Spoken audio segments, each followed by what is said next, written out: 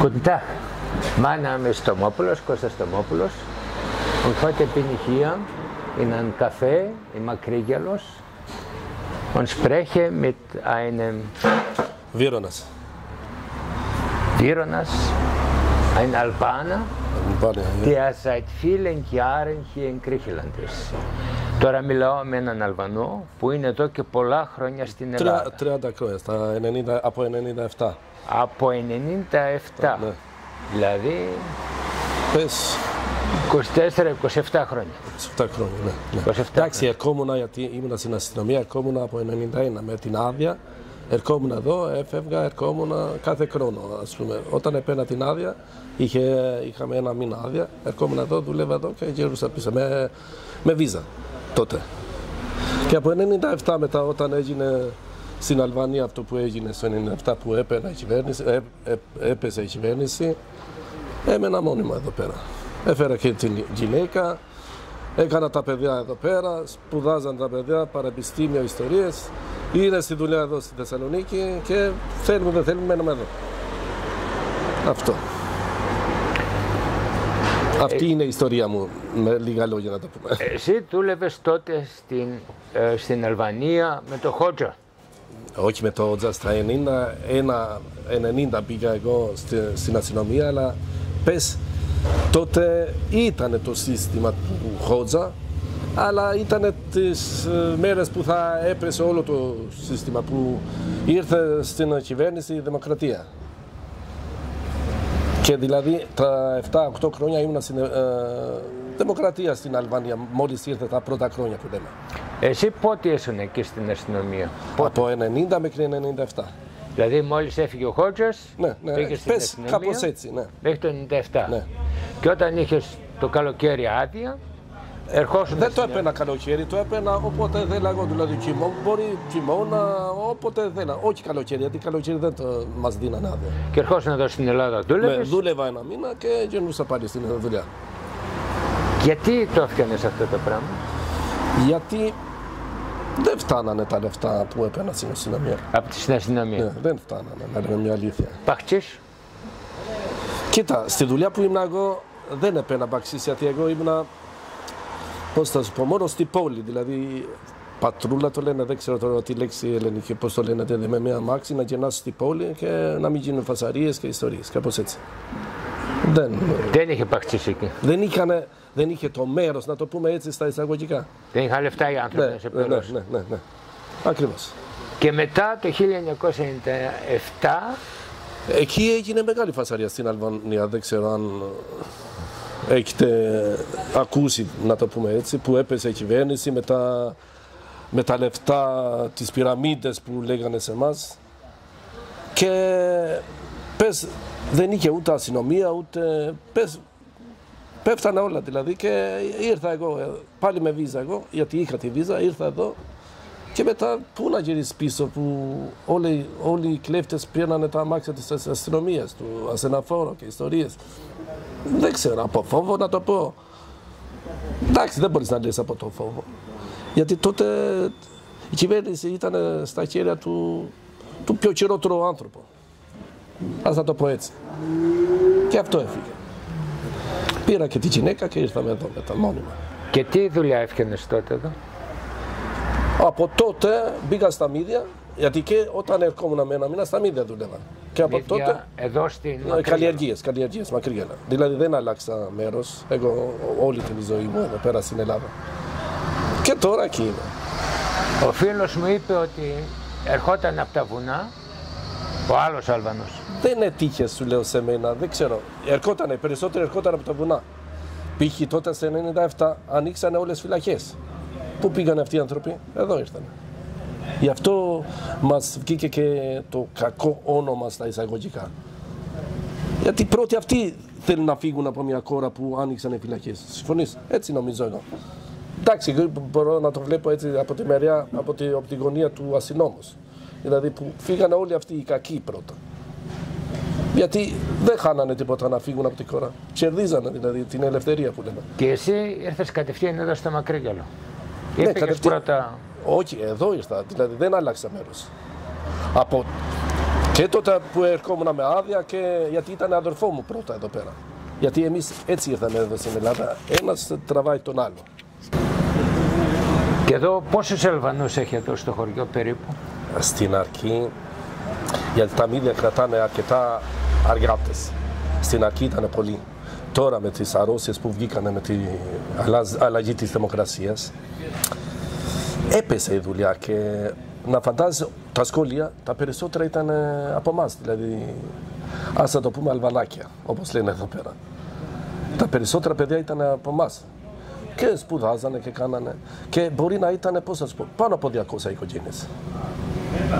Τώρα πάλι μπορεί να είναι, αλλά μόλις τα παιδιά μας, μόλις πήρανε ταυτότητες το ένα το άλλο, φύγανε πιο πέρα. Γερμανία π.χ. Ελληνικές ταυτότητες. Ναι, ό,τι πήραν ελληνικές ταυτότητες, ναι. Γιατί πάνε στη Γερμανία, γιατί δεν μένουν εδώ στην Ελλάδα? Είναι η διαφορά, να το πούμε, του μισθού. Ας το πούμε έτσι, κανονικά, οικονομικά. Δηλαδή είναι πιο, λέγανε, πιο μεγάλα τα μεροκάματα, πιο καλή ζωή. Εντάξει, δεν μπορώ να λέω πιο καλή ζωή, γιατί για μένα, γιατί πήγα στη Γερμανία, εγώ πιο καλή ζωή είναι εδώ. Πόσο καιρό ήσουν στη Γερμανία? Πήγα έτσι, διακοπές στο Στουτγκάρτ. Δεν πήγες να δουλέψεις εκεί? Όχι, δεν πήγα ποτέ. Δεν άλλαξα μέρος σου, για δουλειά. Τα παιδιά μου είπαν ερχόταν από τα βουνά, ναι, και τους έπιανε αστυνόμοι, τους έριχναν ξύλο και ύστερα τους έστειλαν πίσω.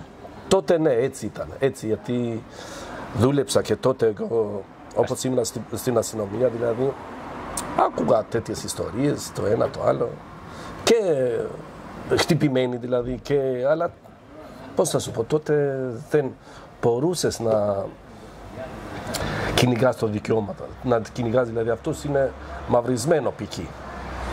Πρέπει να το κυνηγάς, με τη δικαιώρα, με το ένα, με το άλλο,